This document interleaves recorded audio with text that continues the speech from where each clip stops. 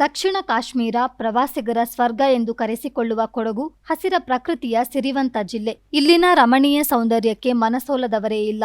ಮಳೆ, ಮಂಜು, ಬೆಟ್ಟಗುಡ್ಡಗಳು, ಕೊಡಗಿನ special coffee, ಏಲಕ್ಕಿ, ವಿಶಿಷ್ಟ ಸಂಸ್ಕೃತಿ, ಆಹಾರ ಪದ್ಧತಿಯಿಂದ ಕೊಡಗು ಪ್ರವಾಸಿಗರ ಕಣ್ಮನ ಸೆಳೆಯುತ್ತಿದೆ. ಕೊಡಗಿನಲ್ಲಿ ಇತಿಹಾಸ ಪ್ರಸಿದ್ಧ ರಾಜಸೀಟ್, ರಾಜರ ಕೋಟೆ, ಗದ್ದಿಗೆ, ಓಂಕಾರೇಶ್ವರ ದೇವಾಲಯ, Talakaveri, Bhagamandala, Abbi falls, golden temple, Nisargadhama, Dubare ಮತ್ತಿತರ ಕೆಲ ಪ್ರವಾಸಿ ತಾಣಗಳನ್ನು ಹೊರತುಪಡಿಸಿ ಪ್ರವಾಸಿಗರನ್ನು ಆಕರ್ಷಿಸುವಂತಹ ವಿಶೇಷ ಪ್ರಯತ್ನಗಳು ನಡೆಯುತ್ತಿಲ್ಲ. ಮಂಜಿನ ನಗರಿ ಮಡಿಕೇರಿಗೆ ಬರುವ ಪ್ರವಾಸಿಗರು ಹಗಲಿನ ವೇಳೆಯಲ್ಲಿ ಪ್ರವಾಸಿ ತಾಣಗಳನ್ನು ಸುತ್ತಾಡಿ ಸಂಜೆಯ ನಂತರ ಎಂಜಾಯ್ ಮಾಡುವಂತಹ ವ್ಯವಸ್ಥೆ ಇಲ್ಲಿಲ್ಲ ಎಂಬುದು ಪ್ರವಾಸೋದ್ಯಮ ಅವಲಂಬಿತರ ಅಳಲು. ಕೊಡಗಿಗೆ ಬರುವ ಪ್ರವಾಸಿಗರನ್ನು ಬ್ರೋಕರ್ಗಳೇ ಸುಲಿಗೆ ಮಾಡ್ತಿದ್ದಾರೆಂಬ ಆರೋಪ ಹಿಂದಿನಿಂದಲೂ ಇದೆ. ಜೀಪು ಮಾಲೀಕ ಚಾಲಕರ ಸಂಘದ ಅಧ್ಯಕ್ಷ ಉನ್ನಿಕೃಷ್ಣ ಈ ಕುರಿತಾಗಿ ಮಾತನಾಡಿದ್ದು, ಬ್ರೋಕರ್ಗಳ ಸುಲಿಗೆ ಹೆಚ್ಚಾಗಿದೆ ಎಂದಿದ್ದಾರೆ. ಪ್ರವಾಸಿಗರನ್ನು ಸೆಳೆಯಲು ವಿಭಿನ್ನ ಪ್ರಯತ್ನಗಳು ನಡೆಯುತ್ತಿಲ್ಲ. ಶಾಸಕದ್ವಯರು ಇತ್ತ ಗಮನ ಹರಿಸಬೇಕು. ಸರ್ಕಾರದಿಂದ ಸಾಧ್ಯವಾಗದಿದ್ರೆ ಸರ್ಕಾರಿ ಜಾಗಗಳನ್ನು ಆಸಕ್ತರಿಗೆ ಟೆಂಡರ್ ನೀಡಿ ಪ್ರವಾಸೋದ್ಯಮಕ್ಕೆ ಪೂರಕವಾದ ಚಟುವಟಿಕೆಗಳನ್ನು ನಡೆಸಲು ಅವಕಾಶ ಮಾಡಿಕೊಡಬೇಕೆಂದು ಹೇಳಿದ್ದಾರೆ.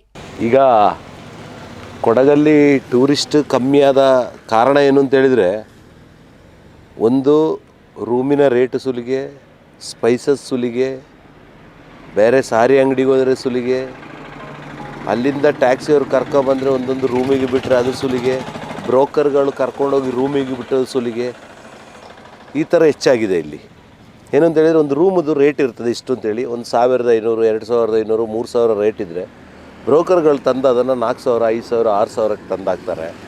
ಈ ಥರಗಳಿದೆ. ಮತ್ತು ಇನ್ನೊಂದು ಇಂಪಾರ್ಟೆಂಟ್ ಮ್ಯಾಟ್ರ್ ಏನು ಅಂತ ಹೇಳಿದರೆ, ಕೊಡಗಿಗೆ ಬಂದರೆ ಏನಿದೆ, ಕೊಡಗಿಗೆ ಬಂದರೆ 4 ಸ್ಪಾಟ್ ಬಿಟ್ಟರೆ ಟೂರಿಸ್ಟ್ ನೋಡಲಿಕ್ಕೆ ಏನೂ ಇಲ್ಲ. ಸರ್ಕಾರದಿಂದ ಟೂರಿಸ್ಟ್ ಡೆವಲಪ್ ಮಾಡಬೇಕು ಕೊಡಗಲ್ಲಿ ಅಂತ ಹೇಳಿದಾಗ ಎಕ್ಸ್ಟ್ರಾ ಏನೂ ಮಾಡ್ತಾಯಿಲ್ಲ. ನಾವು ಏನು ಮಾಡ್ತಾಯಿದ್ದೀವಿ, ಈ ಕೊಡಗು ಇರುವಲ್ಲಿಂದಲೂ ಇಷ್ಟೇ ಇರೋದು, ಬೇರೆ ಏನು ಟೂರಿಸ್ಟಿಗಳಿಗೆ ಎಕ್ಸ್ಟ್ರಾ ಏನೂ ಮಾಡಿಕೊಟ್ಟಿಲ್ಲ ಸರ್ಕಾರದಿಂದ. ಅಂದರೆ ಏನಾದರೂ ಒಂದು ಎಕ್ಸ್ಟ್ರಾ ಮಾಡಬೇಕು. ಈಗ ಈವ್ನಿಂಗ್ ಒಂದು 5ರಿಂದ 10 ಗಂಟೆವರೆಗೆ ಒಂದು ಟೈಮ್ ಪಾಸಿಗೆ ಒಳ್ಳೆ ಒಂದು ಪ್ಲೇಸ್ ಬೇಕು, ಅದು ಇಲ್ಲ ಟೂರಿಸ್ಟಿಗೆ. ಅವ್ರು ಏನು ಮಾಡ್ತಾರೆ, ಬಂದಲ್ಲಿ ರೂಮಲ್ಲಿ ಮಲಗೋಕ್ಕೋಸ್ಕರ ಬರೋದಲ್ಲ, ಅವ್ರ ಎಂಜಾಯ್ಮೆಂಟ್, ಅವರಿಗೊಂದು ಟೈಮ್ ಪಾಸ್ ಆಗಬೇಕು, ಅವ್ರಿಗೊಂದು ಫ್ರೀ ಆಗಬೇಕು ಅಂತ ಕೊಡಗಿಗೆ ಬರ್ತಾರೆ. ಕೊಡಗಿಗೆ ಬಂದರೆ ಆ ಥರ ಒಂದು ಟೂರಿಸ್ಟಿಗೆ ಸಿಗುವಂಥದ್ದು ಏನೂ ಇಲ್ಲ ಇಲ್ಲಿ. ಅದಕ್ಕೆ ಆ ಥರ ಸಿಗುವಂಥದ್ದು ಏನಾದರೂ ಹೊಸದಾಗಿ ಮಾಡಬೇಕು. ಈಗ ಉದಾಹರಣೆಗೆ ಗ್ಲಾಸ್ ಬ್ರಿಡ್ಜ್ 3-4 ಆಗಿದೆ, ಕ್ಲೋಸ್ ಮಾಡಿ ಇಟ್ಟಿದ್ದಾರೆ. ಅದು ಲೀಗಲ್ ಇದ್ದರೆ ಓಪನ್ ಮಾಡಿಸಿ, ಲೀಗಲಾಗಿ ಏನುಂಟು ಅದನ್ನ ಕೊಡಿಸಿ ಮಾಡಿಸಿ. ಟೂರಿಸ್ಟ್ ಬಂದವರಿಗೆ ಏನಾದರೂ ಒಂದು ಬೇಕಲ್ಲ, ಏನಿಲ್ಲದ್ರೆ ಅವ್ರು ಏನಕ್ಕೆ ಕೊಡಗಿಗೆ ಬರ್ತಾರೆ? ಇರುವ 4 ಜಾಗ ಕುಶಾಲನಗರ ಬಿಟ್ಟರೆ ಏನೂ ಇಲ್ಲ. ಮಡಿಕೇರಿಯಲ್ಲಿ ರಾಜಸೀಟು, ಓಂಕಾರೇಶ್ವರ ಟೆಂಪಲ್ಲು, ಇದು ಬಿಟ್ಟರೆ ಬೇರೇನಿಲ್ಲ.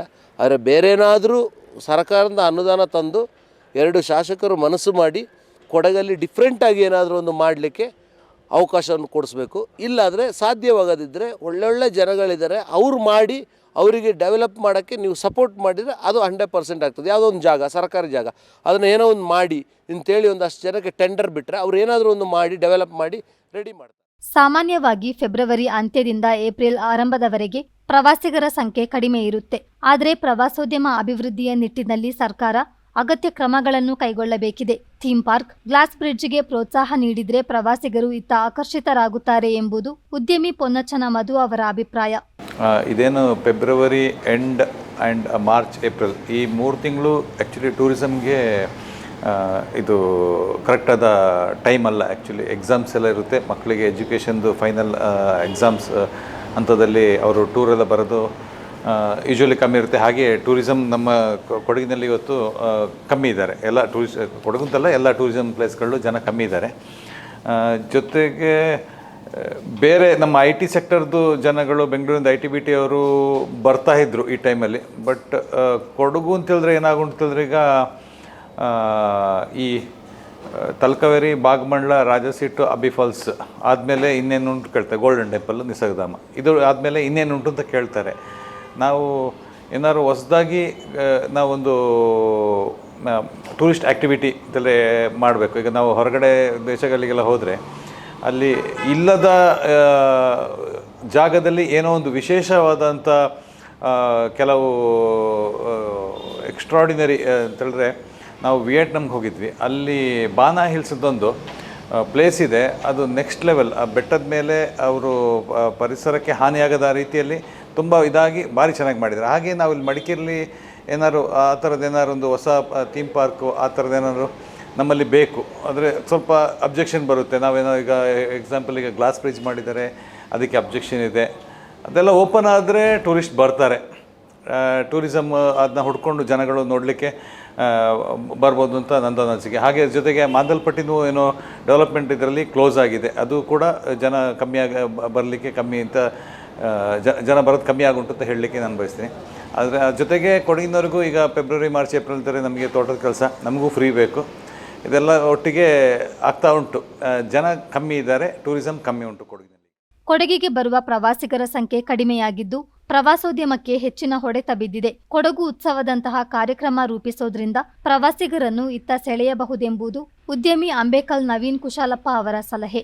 ಸಂಬಂಧಪಟ್ಟವರು ಅಭಿವೃದ್ಧಿ ವಿಚಾರವಾಗಿ ಹೇಳಿಕೆ ನೀಡಿದ್ರೆ ಸಾಕಾಗಲ್ಲ, ಅದನ್ನು ಕಾರ್ಯರೂಪಕ್ಕೆ ತರಬೇಕೆಂದು ಕೇನಿಡುಗಣೆ ಗ್ರಾಮ ಪಂಚಾಯತ್ ಸದಸ್ಯ ಡೀನ್ ಬೋಪಣ್ಣ ಒತ್ತಾಯಿಸಿದ್ದಾರೆ. ಜನವರಿ 26 ಯಾಕಂದರೆ ಲಾಂಗ್ ವೀಕೆಂಡ್ ಇತ್ತು, ಪ್ರವಾಸಿಗರಿತ್ತು, ರೂಮೇ ಇರಲಿಲ್ಲಂತ ಪರಿಸ್ಥಿತಿ ಬಂದೆ. ಅದರ ಮೇಲೆ ಸ್ವಲ್ಪ ಕಡಿಮೆ ಆಗಿದೆ ಯಥೇಚ್ಛವಾಗಿ. ಈಗ ಮಾರ್ಚ್ ಎಂಡ್ ಹಾಗೂ ಏಪ್ರಿಲ್ ಮೇ ತಿಂಗಳಲ್ಲಿ ಪ್ರವಾಸಿ ಬರೋ ನಿರೀಕ್ಷೆ ಕೂಡ ಖಂಡಿತ ಇದೆ ಅಂತ ಹೇಳಲಿಕ್ಕೆ ಇಷ್ಟಪಡ್ತೀನಿ. ಕೊಡಗು ಪ್ರವಾಸೋದ್ಯಮ ಇವತ್ತು ತೀವ್ರಗತಿಯಲ್ಲಿ ಫೆಬ್ರವರಿ ಮಾರ್ಚ್ ಸೀಸನಲ್ಲಿ ತುಂಬ ಕಡಿಮೆ ಆಗಿದೆ.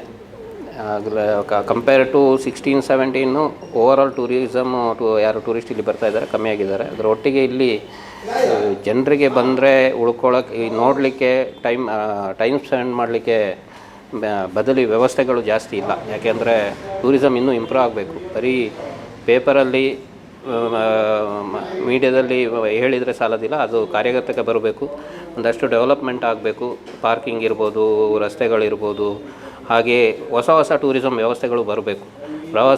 ಪ್ರವಾಸಿಗರು ಮಡಿಕೇರಿಗೆ ಬಂದರೆ ಅಟ್ಲೀಸ್ಟ್ ಒಂದು 2 ದಿವಸ ಉಳ್ಕೊಳ್ಳೋವಂಥ ವ್ಯವಸ್ಥೆ ಆದರೆ ಅಟ್ಲೀಸ್ಟ್ ಎಲ್ಲ ಚೈನ್ ಲಿಂಕ್ ಥರ ಟ್ಯಾಕ್ಸಿ ಅವರಿಗೆ, ಹೋಟೆಲ್ ಅವರಿಗೆ, ರೆಸಾರ್ಟ್ ಅವರಿಗೆ ಎಲ್ಲರಿಗೂ ಒಂದು ಬಿಸ್ನೆಸ್ ಆಯ್ತದೆ. ಅವರು ಸಹ ಸರ್ವೈವ್ ಆಗ್ಬೋದು ಅಂತ ಈ ಸಂದರ್ಭದಲ್ಲಿ ಹೇಳಲಿಕ್ಕೆ. ಪ್ರವಾಸಿ ತಾಣಗಳ ಅಭಿವೃದ್ಧಿಗೆ ಪ್ರವಾಸೋದ್ಯಮ ಇಲಾಖೆ ಸಿದ್ಧಪಡಿಸಿದ ಯೋಜನೆಗಳನ್ನು ಕಾರ್ಯರೂಪಕ್ಕೆ ತರಬೇಕು. ಪ್ರವಾಸಿ ತಾಣಗಳಲ್ಲಿ ಮೂಲ ಸೌಲಭ್ಯಗಳ ಅಭಿವೃದ್ಧಿಯೂ ಆಗಬೇಕಿದೆ. ಖಾಸಗಿ ಸಹಭಾಗಿತ್ವದಲ್ಲಿ ಪ್ರವಾಸಿ ತಾಣಗಳ ಅಭಿವೃದ್ಧಿಗೆ ಯೋಜನೆ ರೂಪಿಸಬೇಕೆಂಬುದು ಪ್ರವಾಸೋದ್ಯಮ ಅವಲಂಬಿತರ ಆಗ್ರಹ. ಚಿತ್ತಾರ ನ್ಯೂಸ್, ಮಡಿಕೇರಿ.